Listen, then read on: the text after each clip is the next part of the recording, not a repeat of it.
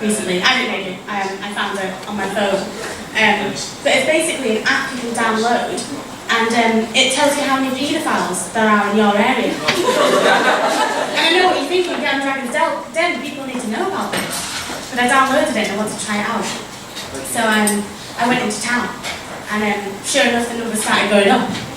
And I looked across and I was on an empty street, there was only me. And I thought, underground dens. Don't underestimate the paedophiles. So I carry on going, and I'm getting a bit scared by this point. So I think I need to get around people. So I start going into town, and sure enough I'm surrounded by women and children, at this point all potential paedophiles. And I'm scared, I'm running, I'm sweating, a little bit of wee comes out. I think, where can I be safe? I see a church. So I run into it, there's a service going on. Nana and Grandad are at fun. I look at my phone. The number is the highest it's been all day. I look around and I say, this may be a house of God, but something needs to be done about this. It was only after the police arrived they told me that what I've been pronouncing as pedometer is actually pronounced pedometer.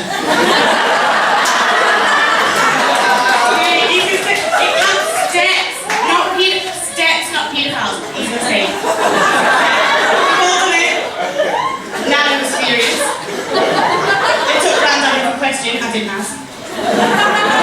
But in the end I lost £2, so who's the real winner?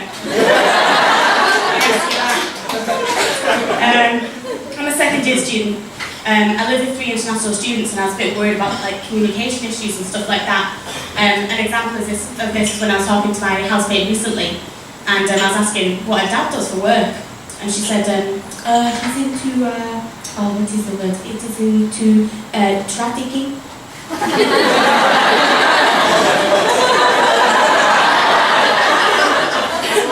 What?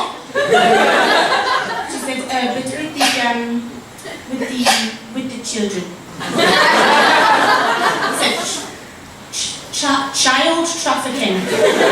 Child trafficking. Not just normal trafficking, child trafficking.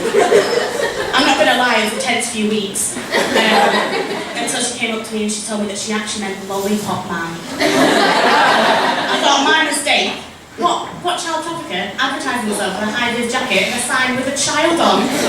He's asking to be caught, really, isn't he? He's asking me. One of the things I'm going to miss about uni is there's certain things you can get away with in uni that you can't in the real world. And one of these is students have a lovely phrase of eating is cheating. And this is great because it's basically for people who would rather buy booze than food. And then they've got an explanation for all the horrific incidents that happened the night before. So, which is great. So it's okay to throw up an investigated taxi on a night out because it's cheating. It's okay that when the taxi driver asks you to pay, you're flipping the V's, come down the street shouting YOLO. Eating's cheating. It's okay that if you go home, there's a drunken stranger outside your house, you invite him in for a cup of tea, he pisses all over your sofa. You get a call from the security guard who opened the door in your knickers. You then tell him that your mum's died, but by that you meant Whitney Houston's died, by mum you meant Idol. Because you just announce it over beats of Sean Paul, and not only do you know that you've lost Whitney forever, you can never listen to Temperature again. So you go home, you put in your housemate's onesie that's 2 sizes too small for you because she's a skinny bitch. You eat half a roast chicken, a raw potato, you wake up on the hallway, drenched in what you hope to God is mayonnaise, but it's all okay! Because eating's fucking cheating!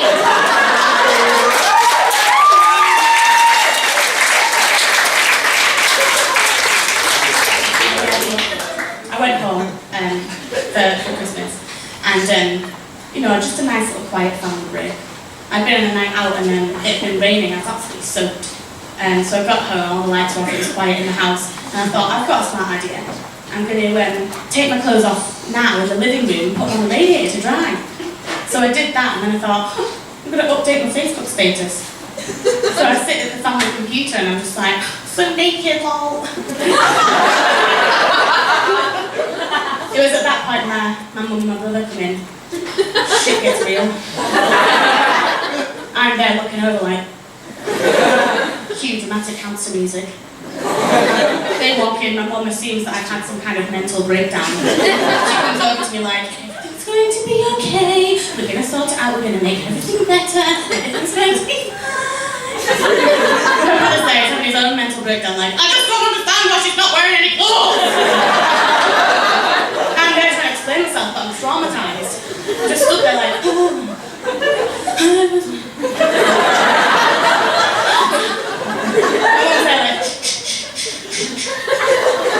go upstairs to get a dressing gown. She's not wearing my dressing gown. Go upstairs to get a dressing gown.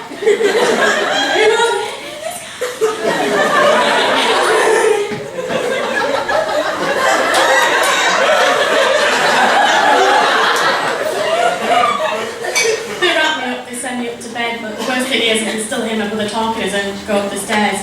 All I hear him say is, you realise we're going to have to burn that fucking chair now.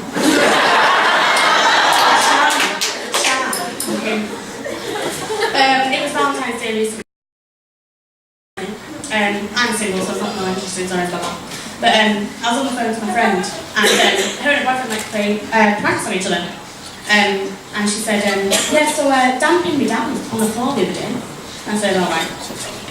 She said, yeah, he stole all the clothes, said Saucy. She said, yeah, then he hid him and started shouting for his mum. I said, why does he do that?